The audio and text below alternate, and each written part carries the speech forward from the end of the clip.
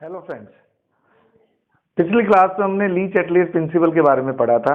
आज मैं आपको सिखाने वाला हूं कि ली चैटलियर प्रिंसिपल ना केवल थ्योरेटिकल इंपॉर्टेंस का टॉपिक है, जबकि इस पर बेस्ड न्यूमेरिकल्स भी बहुत इंपॉर्टेंस रखते हैं और जेई मेंस के एग्जाम में, नीट में तो आते ही हैं, जेई मेंस के एग्जाम में और जेई एडवांस लेवल में भी बहुत अच्छे क्वेश्चंस ली चैटलियर प्रिंसिपल के बेस पर बन सकते हैं। तो आइए आज के वीडियो में हम ली चैटलियर पर बेस्ड कुछ न्यूमेरिकल प्रॉब्लम को डिस्कस करेंगे। तो पहला प्रॉब्लम आपको दिया हुआ है, क्वेश्चन नंबर 1। आपको एक साम्यावस्था दी हुई है, ए प्लस बी गिव्स सी, और ए और बी की साम्य सांद्रताएं आपको दे रखी हैं, दोनों की 15 मोल ईच। कहता है यदि साम्यावस्था पर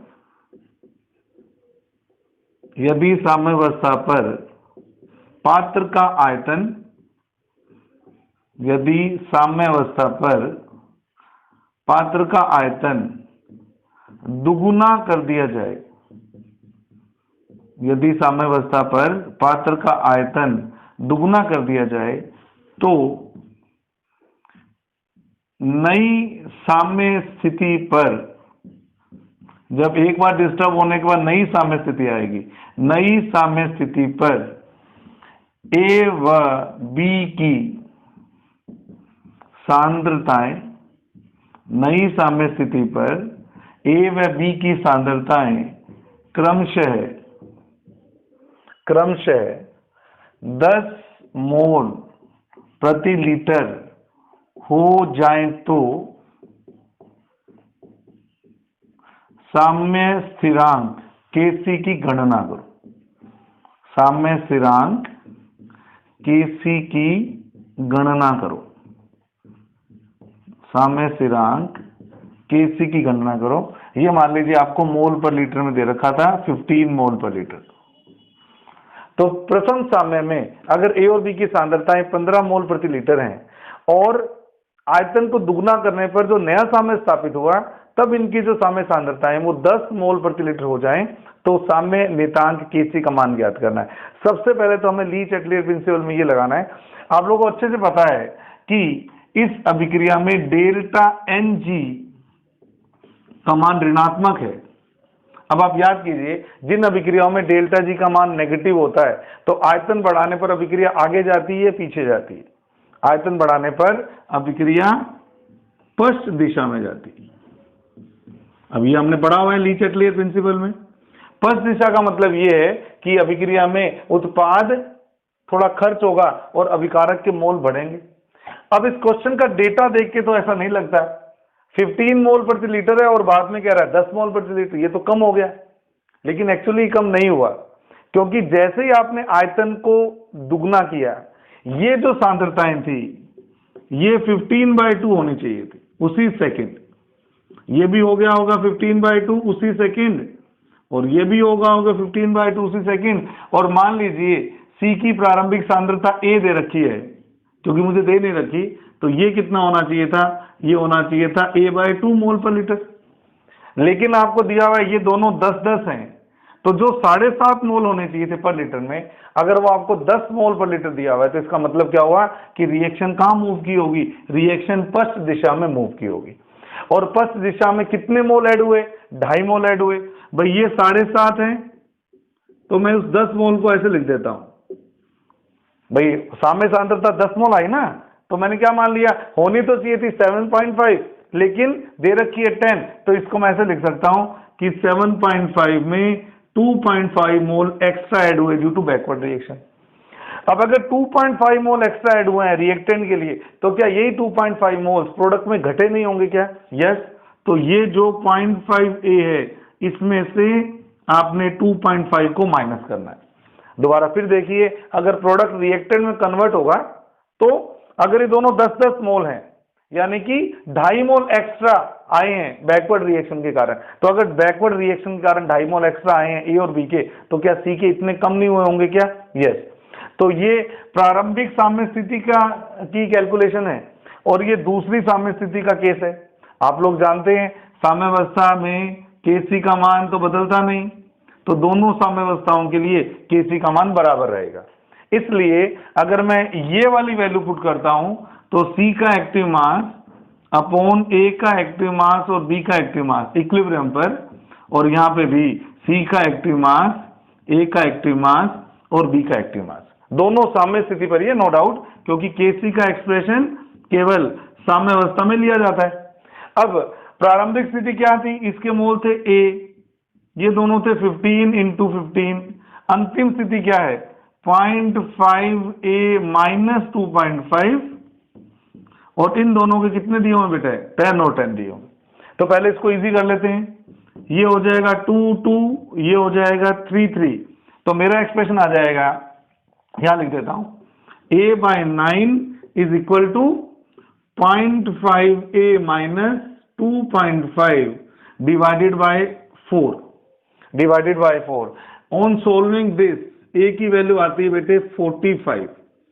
अगर मैं इसको सोल्व कर लेता हूं तो A की वैल्यू कितनी आती है 45 मोल पर लीटर, और अगर A की वैल्यू 45 आती है तो मैं कहीं भी इस A की वैल्यू को पुट करके बड़े आराम से, चाहे KC1 में पुट कर लीजिए, KC1 में C की कंसंट्रेशन अब तो आ गई हमारे पास में, A is equal to 45 divided by 15 into 15, तो ये आपका 3 पे चला गया, ये आपका 5 पे चला गया, तो KC1 की वैल्यू आती है 1/5। KC1 की वैल्यू आती है 1/5। इस तरह से KC1 और KC2 एक ही बात है, इस तरह से मैं न्यूमेरिकल जो बेस है वो ली चैटलियर प्रिंसिपल पर कर सकता हूं। तो ये फर्स्ट क्वेश्चन है, स्क्रीनशॉट ले लीजिए इसका। अब मैं बात कर रहा हूं एक और क्वेश्चन की, अब मैं बात कर रहा हूं सेकंड क्वेश्चन की, ली चैटलियर प्रिंसिपल पर सेकंड क्वेश्चन। आइए देखते हैं, बिल्कुल इसी तरह का एक और करवा रहा हूं ताकि आपका कॉन्सेप्ट एकदम बढ़िया से तैयार हो जाए। चलिए बिल्कुल इसी कॉन्सेप्ट पे दोबारा से एक और क्वेश्चन, क्वेश्चन नंबर 2 क्या कहता है, A plus 2B gives C, gases phase, gases phase, gases phase, इन दोनों की प्रथम इक्विलिब्रियम पर सांद्रताएं क्रमशः 3 मोल प्रति लीटर और 4 मोल प्रति लीटर है। अब C दिया नहीं तो इसको A मान लीजिए। यदि पात्र का आयतन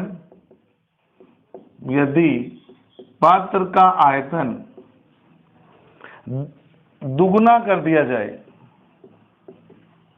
यदि पात्र का आयतन दुगुना कर दिया जाए तो B की नई साम्य सांद्रता, तो B की नई साम्य सांद्रता 3 मोल प्रति लीटर प्राप्त हुई या प्राप्त होती है। B की नई सांद्रता 3 मोल प्रति लीटर प्राप्त होती है, तो साम्य स्थिरांक Kc का मान ज्ञात करो। साम्य स्थिरांक Kc का मान ज्ञात करो। साम्य स्थिरांक Kc का मान ज्ञात करो। तो बिल्कुल उसी तर्ज पे बना हुआ क्वेश्चन है, मेरे साथ साथ ट्राई करेंगे तो आपको अच्छा लगेगा। तो जैसे इसने बोला पात्र का आयतन दुगुना कर दिया गया, ये अभिक्रिया भी delta Ng is equal to -1 वाली अभिक्रिया है, इनफैक्ट -2 वाली अभिक्रिया है। तो जिन अभिक्रियाओं में डेल्टा Ng की वैल्यू माइनस में होती है उनमें वॉल्यूम इंक्रीज करने पर रिएक्शन फर्स्ट दिशा में जाती है, यानी कि कुछ A के मोल खर्च होंगे और कुछ B और A के मोल, C के मोल कुछ खर्च होंगे और A और B के मोल बनेंगे। आइए, तो पहली कंडीशन तो आपको दे ही दी। सेकंड कंडीशन में इसने बोला B के साम्य सांद्रता 3 है, तो पहली बात तो जब आयतन आप दुगना करते हो ये सब भूलना नहीं है आपको। तो नई साम्य सांद्रता आनी कितनी चाहिए थी, इसकी 3/2 आनी चाहिए थी, इसकी 4/2 आनी चाहिए थी, इसकी A/2 आनी चाहिए थी। जैसे ही आपने आयतन को दुगना किया सक्रिय द्रव्यमान क्या हो गए, आधे। लेकिन आपको बोल रखा है कि B की साम्य सांद्रता 3 मोल प्रति लीटर है, तो मुझे बताइए, आप बताइए, ये होनी तो चाहिए थी 2 मोल पर लीटर और है 3 मोल पर लीटर। इसका मतलब रिएक्शन बैकवर्ड आई होगी और 1 मोल पर लीटर B के एक्स्ट्रा बने होंगे। तो 1 मोल पर लीटर अगर इसके एक्स्ट्रा बनेंगे, आप मुझे बताइए इस A के कितने मोल एक्स्ट्रा बनेंगे। A के कितने मोल एक्स्ट्रा बनेंगे, हाफ मोल ही बनेगा, क्योंकि इसकी स्टोइकियोमेट्री 2 है, इसकी 1 है। अगर इसके 1 मोल बनेंगे बैकवर्ड रिएक्शन से तो ए इसके आधा मोल ही बनेगा, तो +½ कर देता हूं इसको मैं। इसका आंसर आप दीजिए। जब सी जा रहा है और बी का 1 मोल बन रहा है तो सी के कितने मोल डिकम्पोज होंगे? ½ मोल। क्यों? क्योंकि इसकी भी स्टोइकियोमेट्री 1 है भाई। ये अगर 1 जाएगा तो ही तो 2 बनेगा ना। मुझे पता लगा कि ये 1 बना है तो पक्की बात है सी गया कितना होगा बेटा? सी गया होगा ½ मोल। तो इस बार स्टोइकियोमेट्री डिफरेंट होने के कारण जाने वाले मोल और बनने वाले मोल इक्वल नहीं है, बस इतना सा फर्क है। तो क्या करूं, इसकी नेट कंसंट्रेशन कितनी हो गई? 2। इसकी नेट कंसंट्रेशन कितनी हो गई? 3। और इसकी नेट कंसंट्रेशन कितनी हो गई?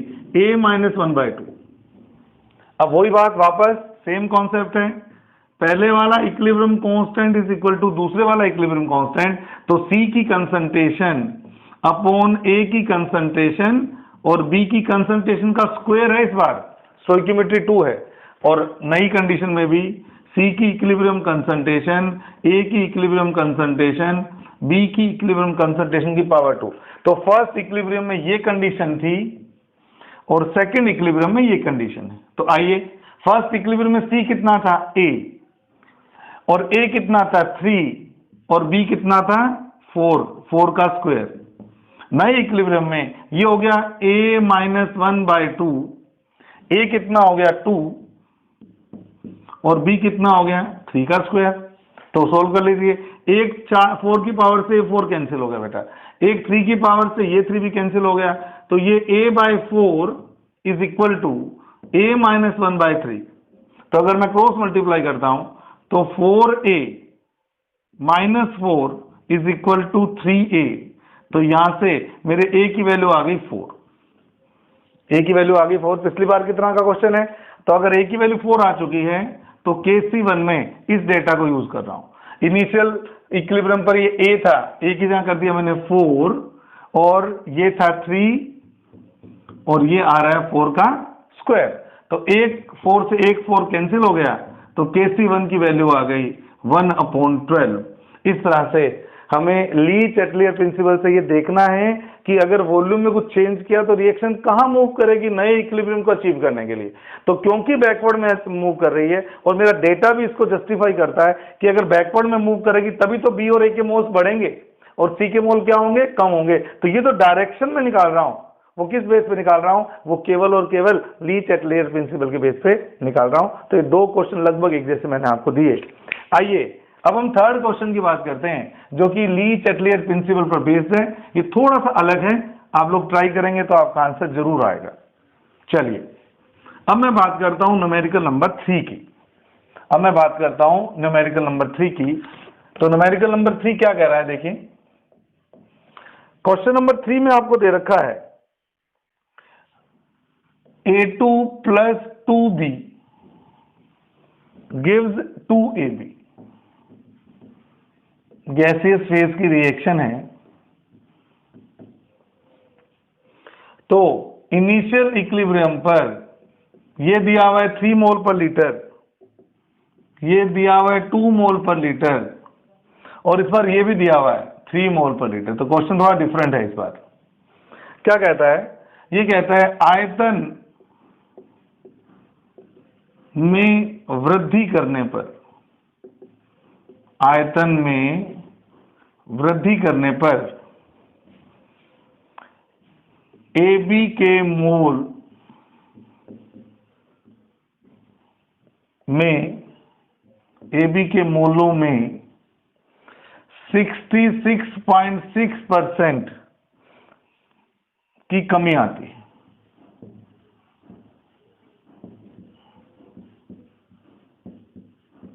की कमी आती है।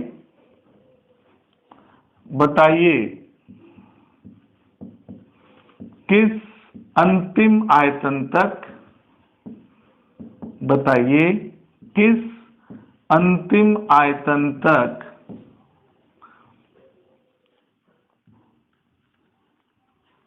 पात्र का आयतन प्रसारित किया गया। कोई पिस्टन लगा हुआ है, पिस्टन को कहां तक लेके गए?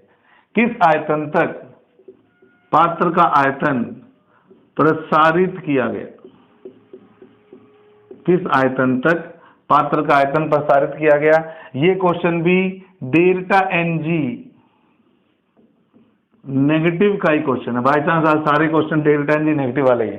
तो डेल्टा एन जी जब नेगेटिव होता है तो बेटा वॉल्यूम बढ़ाने पर क्या होता है, फर्स्ट दिशा में जाती है। वॉल्यूम बढ़ाने पर अभिक्रिया किस दिशा में जाती है, फर्स्ट दिशा में जाती है। तो अगर प्रारंभ में आयतन सक्रिय द्रव्यमान दे रखे हैं आपको कितने, 3 2 3, तो पहला काम तो अपन ये करें कि केसी तो निकाल लें। केसी का मान कैसे आएगा, उत्पाद का सक्रिय द्रव्यमान का स्क्वायर अपॉन अभिकारक b की पावर 2 है। तो ये हो गया आपका 3 का स्क्वायर अपॉन 3 मल्टीप्लाई बाय 2 का स्क्वायर। तो मुझे पता लग गया कि इस रिएक्शन का जो केसी है वो तो 3/4 है। पहली बात तो मैंने डायरेक्ट केसी निकाल लिया, जरूरत पड़ेगी तो यूज कर लेंगे। अब इसने एक स्टेटमेंट दिया, ध्यान से सुनिएगा, A2 + 2B दे रहे हैं 2AB। अब इसने वॉल्यूम कितने गुना किया वो तो पता नहीं, पिछली बार तो क्या था, दुगना कर रहा था बेटे, दुगना करते ही मैं उसको हाफ कर देता था। अब मुझे ये तो पता नहीं वॉल्यूम कितना किया। मान लीजिए स्टार्टिंग वॉल्यूम 1 लीटर है, तो स्टार्टिंग वॉल्यूम 1 लीटर है अगर, तो ये इसके नंबर ऑफ मोल्स हुए 3 मोल्स 2 मोल्स 3 मोल्स। लेकिन अब वॉल्यूम कितना हो गया, V लीटर। सपोज इसने V लीटर से एक्सपांड किया है, तो V लीटर हो गया। तो एट वंस इनके सक्रिय द्रव्यमान कितने कितने होने चाहिए थे, इनके सक्रिय द्रव्यमान 3/V 2/V 3/V। समझिए ध्यान से, अगर ये V दुगना होता तो मैं ही कर देता 3/2 2/2 और 3/2। लेकिन मुझे पता ही नहीं कितना आयतन किया है इसने कहा V गुना कर दिया या V कर दिया, तो मैंने क्या कर दिया, सक्रिय द्रव्यमान अपॉन V के बराबर हो गए। फाइनली क्या हुआ, फाइनली इसने आपको एक डेटा दिया बड़ा इंटरेस्टिंग सा। ये कह रहा है AB के मोलों में 66.6% की कमी आती। तो जब पात्र 1 लीटर था तो AB के मोल थे 3, AB के मोल थे 3, और 66.6% की कमी का मतलब कितने मोल कम हो गए, 2 मोल कम हो गए। 3 का 66.6% कितना होता है, 2 होता है, तो यानी कि इसके 2 मोल घट गए। तो इससे भी मुझे पता लग गया रिएक्शन बैकवर्ड गई होगी। तो मैं क्या करता हूं, मैं कहता हूं अब जो मोल हो गए हैं इसके, अब जो मोल हो गए वो हो गए 3 - 2। ये मोल भी कितने हो गए, 2 + 2, जबकि ये मोल कितने होंगे, 3 + 1। भाई अगर इसके 2 मोल खर्च हुए हैं तो इसके कितने बने होंगे, 2 मोल बने होंगे, और इसके कितने बने होंगे, 1 मोल बने होंगे, क्योंकि इसकी तुलना में आधा बनेगा। तो मैंने नया डेटा ले लिया, नया डेटा ले लिया 4/V एंड 1/V। ये नए सक्रिय द्रव्यमान आ गए। मुझे पता है कि इनका Kc कितना है, Kc1 और Kc2 तो बराबर ही, तो Kc2 कितना है, 1/V का स्क्वायर अपॉन 4/V, और यहां आ गया 4/V का स्क्वायर, यहां आ गया 4/V का स्क्वायर। तो 1/V² से एक बार 1/V² कैंसिल कर दो, तो मेरा Kc तो पता ही मुझे कितना आ रहा है, 3/4। तो एक काम करते हैं, एक तो कैंसिल हो गया, तो नीचे क्या बचेगा, नीचे बचेगा, आपका यही लिख रहा हूं, नीचे क्या बचेगा, नीचे बचेगा एक तो 4/V, तो इसको V/4 कर दो, और एक बचेगा वापस 4 का स्क्वायर = 3/4। तो 4 से 4 कैंसिल हो गया, ठीक है। तो V आ जाएगा आपका 16 × 3 48 लीटर। यानी कि जो 1 लीटर का कंटेनर है उसको आपको 48 लीटर तक लेके जाना पड़ेगा, तब कहीं जाके C के जो 3 मोल थे वो 66.6% कम होकर कितना रह जाएगा, 1 मोल रह जाएगा। और इसका अगर 2 मोल जाएंगे तो इसके 2 मोल बनेंगे, और उसके 2 मोल बनेंगे तो उसके 1 मोल बनेंगे। तो इस तरह से ली चैटलियर का यूज करके इन न्यूमेरिकल्स को सोल्व किया जा सकता है। तो ये 3 क्वेश्चन थे जो ली चैटलियर प्रिंसिपल बेस्ड थे। एक और क्वेश्चन लास्ट में डिस्कस करना चाहता हूं आपसे। कई बार आपसे ली चैटलियर प्रिंसिपल पर बेस्ड क्वेश्चन केपी और पार्शियल प्रेशर की टर्म में भी पूछा जा सकता है। आपसे केपी और पार्शियल प्रेशर की टर्म में भी पूछा जा सकता है। उस क्वेश्चन को हम बनाते हैं। देखिए क्या कहता है क्वेश्चन नंबर 4। अमोनियम कार्बामेट इस तरह से वियोजित होता है। ये ठोस अवस्था में आप जानते हो, ये देगा 2 अमोनिया गैस और 1 CO2 गैस, 2 अमोनिया गैस और 1 CO2 गैस। क्वेश्चन क्या पूछता है, साम्य अवस्था पर, क्वेश्चन को पकड़ना, क्रैक करना, साम्य अवस्था पर अमोनिया गैस की कुछ मात्रा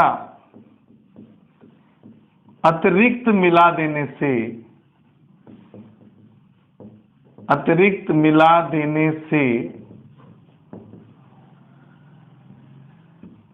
प्राप्त नई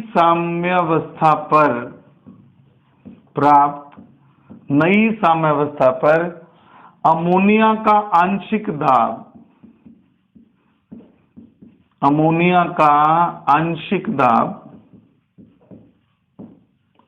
दाब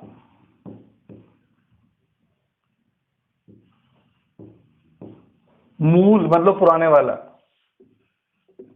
कुल साम्य दाब का मूल कुल साम्य दाब का 33.3% अधिक प्राप्त होता है। तो दोनों साम्यों पर, यानी कि प्रारंभिक साम्य और एक अंतिम साम्य, गैसों के कुल दाब का अनुपात ज्ञात करो। गैसों के कुल दाब का अनुपात ज्ञात करो। गैसों के कुल दाब का अनुपात ज्ञात करो। क्वेश्चन को समझिए पहले। ये एक साम्य अवस्था थी। साम्य अवस्था पर इसने क्या किया, अमोनिया यानी कि उत्पाद के मोल ऐड कर दिए।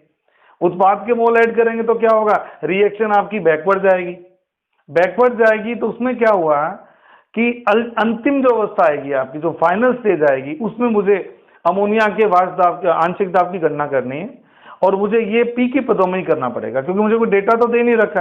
तो मैं काम करता हूं, तो मैं दो स्थितियां बना देता हूं। पहली स्थिति में NH2COONH4 सॉलिड डिकम्पोज होगा 2NH3 gas plus CO2 gas में, राइट। मान लीजिए प्रारंभिक साम्य में इनके आंशिक दाब, अगर इसका P रहा होगा तो इसका 2P रहा होगा, क्योंकि प्रारंभिक अवस्था में ये तो थे नहीं, इसने डिकम्पोज होकर ये दोनों बनाए थे। तो यहां से मुझे पता लग गया कि KP1 का मतलब प्रथम साम्यावस्था पर जो आंशिक दाब है वो, क्या मैं ठीक कह रहा हूं, अमोनिया का आंशिक दाब का स्क्वायर और CO2 के आंशिक दाब के गुणनफल के बराबर होगा। तो मुझे पता लग गया प्रथम इक्विलिब्रियम पर KP1 की वैल्यू कितनी आएगी बेटे, 2P का स्क्वायर इंटू P। जब इसको सोल्व करेंगे तो ये आएगा 4P क्यूब। तो सबसे इंपॉर्टेंट बात तो ये याद रखनी है कि अगली साम्यावस्था पर चाहे कुछ भी हो जाए, साम्यावस्था स्थिरांक का मान नहीं बदलना, दैट इज 4P क्यूब। अब मैं नई साम्यावस्था की बात करता हूं, मेरी बात ध्यान से सुनिएगा। इसने का आपको जानकारी दी कि अमोनिया ऐड करने के बाद जो नया साम्य आया, उस साम्य पर अमोनिया का जो आंशिक दाब है वो पिछले कुल दाब से भी ज्यादा है। मतलब पिछला कुल दाब कितना था, 2P और P, टोटल था 3P। इसका भी 33.3%, यानी कि इसका 1/3 ज्यादा है। दोबारा से, पिछले साम्य का कुल दाब था 3P और अब नए साम्य पर अमोनिया का, खाली अमोनिया का आंशिक दाब इस कुल दाब से भी 33.3% अधिक है। तो मुझे आप बताइए, क्या नई साम्यावस्था पर अमोनिया का आंशिक दाब इसका 1/3 ज्यादा होगा? तो अगर इसका 1/3 ज्यादा होगा तो 2P का 1/3, 2P प्लस 2P का 1/3, तो 2P प्लस 2P/3, यानी कि ये हो गया बेटे 8P/3। समझ रहे हो? सॉरी, कुल दाब का, माय मिस्टेक। कुल दाब कितना था, 3P। तो अब मुझे बताइए नए साम्यावस्था पर 3P का 1/3 निकाल लो। 3P का 1/3, 33.3% का मतलब कितना होता है, 1/3, यानी कि P ज्यादा। तो कुल दाब पिछला कितना था, 3P, 3P से भी P ज्यादा, यानी ये है और ये 2P था। अब पिछले वाला कुल दाब कितना था, 3P। पिछला कुल दाब कितना, 3P। अब अगले साम्य पर अमोनिया का अकेले का आंशिक दाब पुराने वाले कुल दाब का 1/3 ज्यादा है। तो पहले तो 3P का 1/3 निकालो, P ज्यादा का मतलब 3P में P जोड़ दो, तो यानी कि नई साम्यावस्था पर ये जो आंशिक दाब आएगा वो कितना आएगा, 4P आएगा। तो क्या मैं यहां पर वैल्यू में चेंज कर रहा हूं थोड़ा सा। क्या मैं यहाँ पर ये 4p, तो वापस Kp2 अमोनिया का आंशिक दाब का स्क्वायर मल्टीप्लाई बाय CO2 का आंशिक दाब, और ये तो आपको पता ही है 4p क्यूब था, Kp1 क्या था 4p क्यूब। अब अमोनिया का आंशिक दाब हो गया बेटे 4p स्क्वायर, तो यहां से मैं CO2 का आंशिक दाब निकाल लूंगा, यानी कि CO2 का जो आंशिक दाब होगा वो होगा P, CO2 का जो आंशिक दाब होगा वो होगा P/16, CO2 का जो आंशिक दाब होगा वो होगा P/4, CO2 का जो आंशिक दाब होगा वो क्या होगा P/4। अब कई बच्चों का यहाँ एक डाउट होता है कि सर यहाँ 2p का आपने p कर दिया या इस p का 2p कर दिया, तो यहाँ पर इस 4p का 2p क्यों नहीं कर रहे, आधा क्यों नहीं कर रहे? इसलिए नहीं कर रहे क्योंकि ये स्टार्टिंग से नहीं बना हुआ। जब भी कोई समय प्रारंभ से शुरू होगा तो स्टोइकियोमेट्री के अनुपातों में दाब बनते हैं। यहाँ तो आपने अमोनिया ऐड करी है, तो यहाँ हम इसका आधा नहीं करेंगे CO2 को। यहाँ तो CO2 आपको कैलकुलेशन से निकालनी पड़ेगी, Kp के अंदर वैल्यू पुट करके, वो मेरी कैलकुलेशन से आ गई P/4। अब आपसे दोनों स्थितियों के कुल दाब का अनुपात पूछा है, तो अगर दोनों स्थितियों के कुल दाब का अनुपात आपसे पूछ रहा है तो मैं यही लिख रहा हूं, कुल दाब फर्स्ट कंडीशन अपॉन कुल दाब सेकंड कंडीशन। आ जाइए, फर्स्ट कंडीशन का कुल दाब कितना था 3p, 2p + p। Second condition में कुल दाब कितना है, ये तो 4p और P/4 ये रहा। तो बस फिर ऊपर तो आ गया बेटे 3p और नीचे आ गया 17p/4, तो आपका p से p कैंसिल हो गया, तो जो आपका आंसर आएगा दैट मस्ट बी 12/17। इस तरह से हम ली चैटलियर प्रिंसिपल को यूज करके उस पर बेस्ड न्यूमेरिकल प्रॉब्लम्स को सोल्व कर सकते हैं।